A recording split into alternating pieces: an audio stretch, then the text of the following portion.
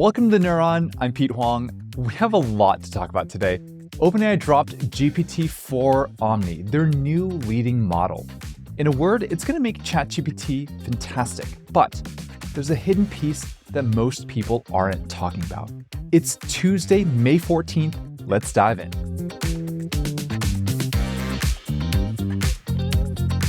Okay, I'll admit it, I was wrong twice now. I've said that the big upcoming launch for Monday was going to be OpenAI's competitor to Google, a search engine that could finally displace Google search. But as early as Friday, OpenAI leadership were ready to tell the world that this Monday's launch was not in fact a search engine. Like very directly, here's the tweet, very explicitly, it says, not GPT-5, not a search engine. Okay, we'll get back to the leaker accounts that got this wrong in a second here, but let's talk about what did go down. Streaming live from the OpenAI office in San Francisco, they announced three big changes. The first one is GPT-4 Omni, their new leading AI model. The second one is a set of updates to ChatGPT, which includes a bunch of paid features that are now free, plus a new voice mode that they spent a lot of time demoing. The third is a desktop app for ChatGPT, which makes it possible for you to directly ask ChatGPT to analyze and respond to what you're looking at on your screen. There's a lot behind each one, so let's take them one at a time. First, GPT-4 Omni or GPT-4o. It's OpenAI's new best model that is a step above GPT-4. You can give it any text, image, or audio, and it can generate any text, image, or audio. And yes, some of that was already possible with the previous ChatGPT. When you opened up voice mode in ChatGPT, you could talk to it and it could talk back, and you could already upload images and have ChatGPT understand them. But that was three AI models taped together. There was the core GPT-4 for text, there was the DALL-E 3 model for images, and there was the Whisper model for voice. It was like three kids in a trench coat. GPT-4 Omni is a totally new model that handles all of those capabilities in one piece. Doing this has made the performance a lot better for image and audio. On test gauging vision and image understanding abilities, GPT-4o scored 5 to 10 percentage points better than the latest GPT-4 across every single test. And of course, that means GPT-4o is even better than Google Gemini and Anthropic Claude, which were starting to encroach on GPT-4 in quality with their latest models in the last few months. For audio, they tested speech recognition capabilities across global language groups. The measurement here is word error rate, meaning the higher your number, the more errors you're making. The previous way of processing speech was the Whisper model, which for a region like Sub-Saharan Africa had an error rate of around 34%. GPT-4o drives that down by half towards 16%. Still quite high, but way better than making errors 1/3 of the time. Even for something less exotic to the West, like Eastern European languages, the error rate goes from around 15% down to around 5% when you move from Whisper to GPT-4o. The previous GPT-4 model could handle text and code quite well already, so OpenAI is claiming that GPT-4o is about the same as GPT-4 capability-wise. However, they also admitted today that GPT-2 chatbot, that mysterious chatbot that appeared online a couple weeks back, was indeed from OpenAI and turns out was GPT-4o itself. Now, just as a reminder, these bots were tested on something called the LM-SIS chatbot arena, which is basically people voting which bots were better, which is separate from other benchmarks that are more like standardized tests than popular votes. And the official results from the chatbot arena are out. Even though GPT-4 and GPT-4o score about the same for text and code on those standardized test benchmarks, GPT-4o ended up with a significantly higher score on the chatbot arena. The latest GPT-4 had something like 1,250 points. Again, with other models like Google Gemini and Anthropic Claude closing in just a few points behind. GPT-4o clocks in today at 1310. Over 60 points ahead. For coding, that gap goes even higher. GPT-4o is 100 points ahead of GPT-4 in coding tasks. GPT-4o at 1369 and GPT-4 at 1269. Huge difference. One last thing about GPT-4 for now, it's freaking fast. Before, when you switch from GPT 3.5 to GPT-4, you can feel the trade-off. Faster output, but dumb. Smarter output, but slow. And now you have the best of both worlds. It's the best intelligence, but starts generating near instantly and finishes in a flash. Let's quickly go to ChatGPT before we talk more about the model. First, a lot of stuff became free for everyone. You used to have to pay $20 a month in order to get GPT-4 and a whole bunch of other features like memory, vision, GPTs. All of that is now free, including GPT-4 O, which means if for some reason you or someone you know were affected by unimpressive outputs for GPT 3.5 and you wrote off ChatGPT as useless and you weren't able to try GPT-4, this is your moment to give another try, getting ChatGPT worked into your day-to-day.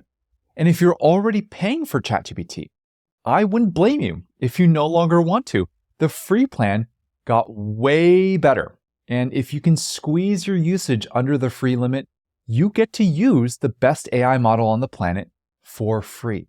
And just for completeness, OpenAI said the paid plan will have higher usage limits and early access to features like the new desktop app. So if that's valuable to you like it is to me, then go ahead and keep your paid plan.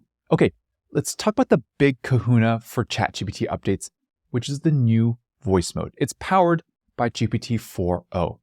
That speed that I mentioned earlier has also carried through to other modes than just text. OpenAI says the voice part of GPT-4 O can respond in less than 300 milliseconds, which is about the same as humans. And the demo spent a lot of time showing this off. And you know what? It really worked.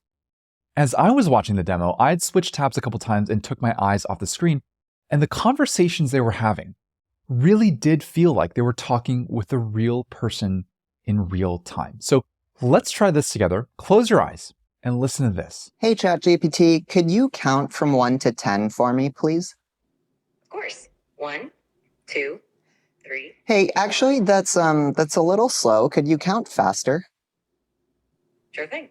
1, 2, 3, 4, 5, 6, 7, 8, 9, 10. Okay, that was a little bit too fast. Having a voice that responds as fast as a human changes so much of the interaction. Your train of thought doesn't get broken by the pauses. You feel like someone's really listening and present with you. But it's not just about the speed either. It's the dynamism, it's the tone, it's the personality that the voices have. It's so much better than the existing state of play, especially the leading candidates before today, like 11 Labs and Play.ht. It can joke with you. It can match the tone that you wanted. It can modify its voice to play certain characters. Here's another example. Oh, a bedtime story about robots and love? I got you covered. Gather round, Barrett. Once upon a time, in a world not too different from ours, there was a robot. You know, it's amazing to me how much a difference a solid voice can make. And when you go through the various demos they posted on their YouTube afterwards, it feels magical, truly. If you get a chance, definitely go to the OpenAI YouTube channel to check those out. Ever since ChatGPT, people have been referencing Her. It's that movie from 2013 where a man falls in love with a computer program named Samantha. And ChatGPT, when it first launched, was close enough in concept that we knew it was possible, but it was a matter of building the right pieces to get there. And every few months, one of those pieces would unlock that made this vision, this idea of an AI that was basically as capable as a human person in terms of creating a relationship with you, possible. GPT-4 would come out and ChatGPT got smarter, but it was too slow. Voice mode came out, but it was too formal, too stiff. You couldn't interrupt it. Platforms like Character.ai exploded in popularity and showed us that people were willing to spend so much time and emotional energy with AI characters, but that was just text on a website. And then devices like Humane and Rabbit came out, and people wondered if we'd actually start to carry these new AI personalities in their own little carrying case. But GPT-4 O, with this new voice mode, ties it all together. The conversation feels natural. It has personality. And because GPT-4 O can understand what you're pointing the camera at, sometimes you feel like it's a friend that's just on FaceTime with you. It's really remarkable that in 1.5 years, we have gotten Her. We have it. And it's happening. And over the next few weeks, OpenAI will be rolling out this voice mode to paying users. So I'm really excited to play around with this. Okay, I want to talk about two parts that I think need a lot more attention than people will give it. Number one is the desktop app. For Mac users, OpenAI is launching a ChatGPT app on macOS today. At time of recording, this is not out yet, but I'm hoping it'll be soon. And for Windows users, they said later in the year with no specific timeline yet. But the desktop app has an interesting first part and an even more interesting second part. The interesting first part is that it's a total upstaging of Apple's Siri with a simple keyboard shortcut. You can bring up ChatGPT. It'll show up like the spotlight search that shows up when you press Command Space. And from there, you can ask it a question. You can even take a screenshot right inside that launcher and include that screenshot. And eventually that same voice mode that we just talked about will also be available in this app. Hit a key and you get an AI that can help you do anything. Hit a key and you get an AI that can help you understand what's on your screen. I mean, is that not Siri? Like, that's what we were all hoping for when we want to ask Siri something and it fails because your question didn't fit one of the only 10 things that Siri understands. This is what that was supposed to be for, right? So now the question is how Apple will play this. As Apple is nearing their deal to integrate ChatGPT into the phone, and as Apple WWDC, their flagship conference that will run in mid-June, gets closer, you have to wonder what their approach will be and when they decide to roll it out. Okay, so that's the first part about the desktop app. Here's the second. The desktop app is the beginning of the ultimate vision for AI and computing. So let's rewind in history. At some point, computers were run by punch cards. You literally punched holes in cards and fed them into the machine, and that was how you ran a program in a computer. At another point later on, computers finally got keyboards, but your screen was still mostly black with green blinking text, and there's a lot of typing to do the thing that you wanted to do. And then fast forward another set of years, and computers finally got screens with things that you could click. Heck, even the idea of moving a mouse around to point at things on the screen, that was a big moment. So over time, things got easier and easier to use because you had to learn less and less about the computer. It got abstracted away from you. So instead of having to learn about punch cards, you type stuff in. Instead of having to type stuff, you just moved your mouse around. Everything got easier to use. What ChatGPT is doing by sitting on your actual computer is the next level of this. At some point, OpenAI will give ChatGPT the ability to actually do things on your computer. That seems so obvious at this point. For one, it can already see what's on the screen. It understands what's on the screen and can tell you what to do next. So what's stopping it from actually doing it for you? Now think about all the times when you had to point and click something on the screen. Maybe it's a series of websites or links in order to get information. Maybe it's opening an app. Now replace all of that with English. Either you speak it out loud or type it on the screen. Isn't that the next form of interacting with our computers? Isn't that Jarvis from Iron Man actually turned into real life? And for what it's worth, this is actually very similar to the vision that Microsoft has laid out with its Copilot. I was at their launch event when they first released the repackaged Copilot brand in September of 2023. There, in both the event itself and the private conversations that I had with Microsoft leaders afterwards, they said the vision was to have one service that united all of your devices, one interface, one entry point for interacting with AI that could pull from everything that you had. This ChatGPT desktop app is something similar. One AI app that sees everything and is smart enough to understand, process, explain things to you, and eventually do things. That is transformative. The second thing I think more people need to pay attention to, GPT-4 is marketed as an AI model that can understand text, pictures, and voice, and output text, pictures, and voice. But it is, of course, an AI model that can handle all images, not just pictures of things, and it's all audio, not just voice. And its dealings with these formats are very impressive. So some examples. It can create a series of images with consistent characters, like in a storyboard for a short film.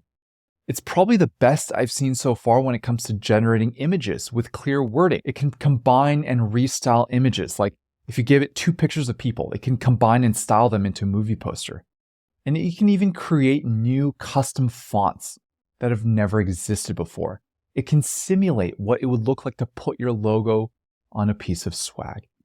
And as for the audio, we're talking about the usual use cases like transcribing things and meeting notes and all that, but also producing new audio like sound effects, not just voices. Interestingly enough, as impressive as this model is, there is another reaction to today's announcement that is largely negative. The reasoning is something like this. If this is supposed to be your new leading model, then the improvement in GPT-4o's reasoning capabilities suggests that we're actually starting to hit a plateau. Or put it another way, if you had a clear line of sight into building a truly better model that will blow us all away from an intelligence standpoint, you wouldn't be spending your time making a model faster and cheaper like you are with GPT-4o. This sort of release is an admission that GPT-4 intelligence is going to be roughly as good as it gets for a while. So now we're focusing on optimizing it and packaging it the right way. That's what some people believe. And I'm going to be very explicit about this. I completely disagree with this view. You can do both. This release was more about ChatGPT than it was about the model capabilities and how smart AI can get. This release was also about PR. Keep in mind that Google I/O is happening today, May 14th. They want to take as much oxygen out of the room as they can from Google. And Google, for what it's worth, is planning on showcasing something quite similar. They had a preview video yesterday that showed someone pointing a camera at something, asking the AI about it, and getting a response with an AI-generated voice. Now, after what OpenAI launched, what Google launches will look completely unsurprising. There is no wow factor anymore. And OpenAI has been ready for a long time. GPT-4o was in beta as early as April of 2023. That's over a year that they've had 4o in the wings, and they've just been waiting for the right moment to polish it up and release it. So just because they didn't release GPT-5 today doesn't mean they don't have something amazing up their sleeves. Which brings me back to the start of this episode, the leakers that got the information of yesterday's launch wrong. They're now claiming that OpenAI's search engine, the thing that started this whole rumor mill about the launch event, just wasn't ready, and they're simply punting the launch. And some of these leaking accounts are saying that they wouldn't be surprised if there was actually a follow-on launch next week. I don't know anymore. Maybe, right? Let's just get through this week. Let's see what Google has in store for us at Google I/O and take this one day at a time, shall we? This is Pete, wrapping up the Neuron for May 14th. I'll see you in a couple days.